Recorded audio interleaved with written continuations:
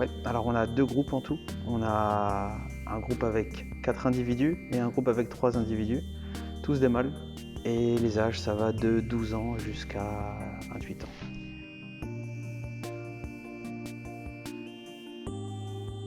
Non, pas vraiment, non. C'est pas le confinement qui fait que les choses changent, c'est peut-être les températures qui baissent.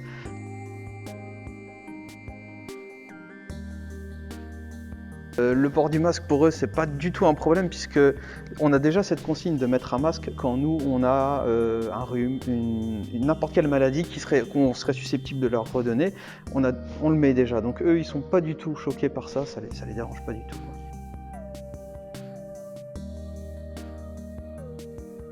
Non, le confinement en soi, non, il change rien. Disons que j'ai un emploi du temps qui est différent, je vais avoir des semaines qui vont être différentes, mais ça change rien pour le soin que j'apporte aux animaux, ça, non.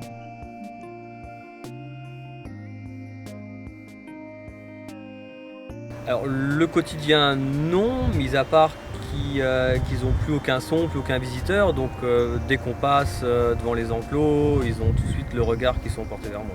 Dès qu'il fait bon, ils sont dehors, il n'y a aucun problème, ils sortent comme s'il y avait du monde.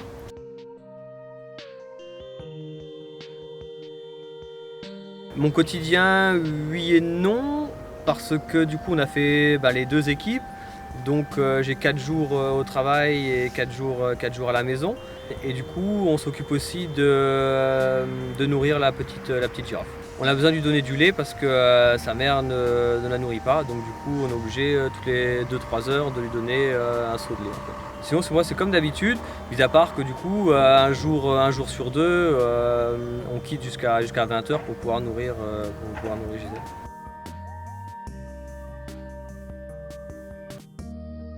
Alors on a rajouté 3 dik-dik. C'est une toute petite antilope en fait, d'Afrique.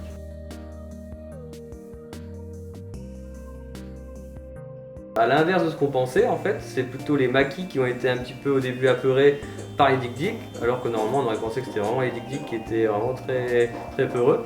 C'est une espèce qui est très très très craintive, là du coup ils sont vraiment planqués. Et il faut vraiment être très très délicat avec eux, ils ont toujours besoin d'être cachés en fait.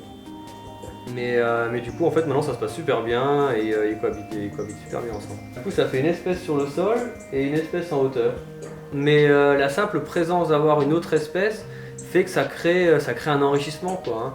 Ça crée un enrichissement pour les 2 espèces, de voir les autres, les bruits, les odeurs, tout en fait. Tout fait que la cohabitation crée des enrichissements permanents pour les 2 espèces.